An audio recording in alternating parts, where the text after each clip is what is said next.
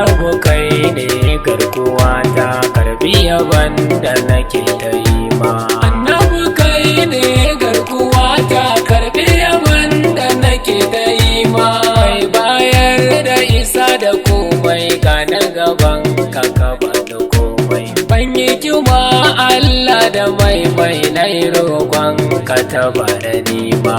Annabi kai ne garkuwa ta, karbi yaban da nake ta yi ma.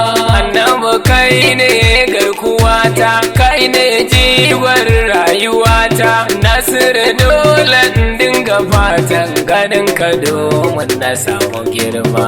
Annabi kai ne garkuwa ta, karbi yaban da nake ta yi ma. Waya kamar ka a duk halitta, Allah kai ne ya baiwa tuta ta musulunci, ya zama gata gare mu shi ne cika ta girma.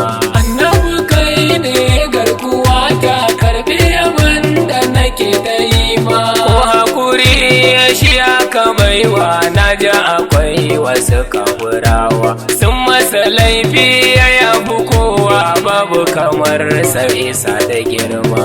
Annabi kai ne garkuwa ta, karbi yaban da nake ta yi ma.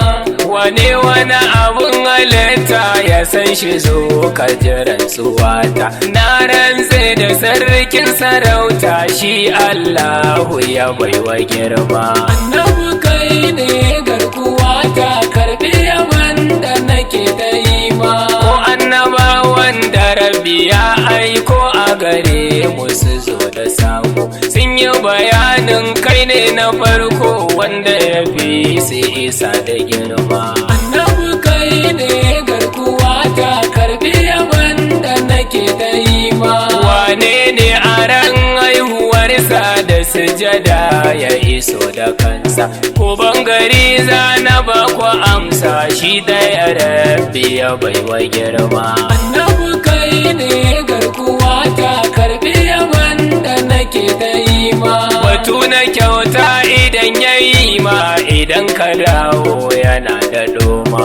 Kyautarsa ta mai da wani kurma, ya rasa baki na godiya ma. Annabi kai ne garkuwa ta, karbi yaban da nake ta yi ma. Shi ya zamo dagta na hannu, da aka cirewa wani hannu, take ma'aiki ya mai da hannu kamar ba a yi ba ko ga da girma. Annabi kai ne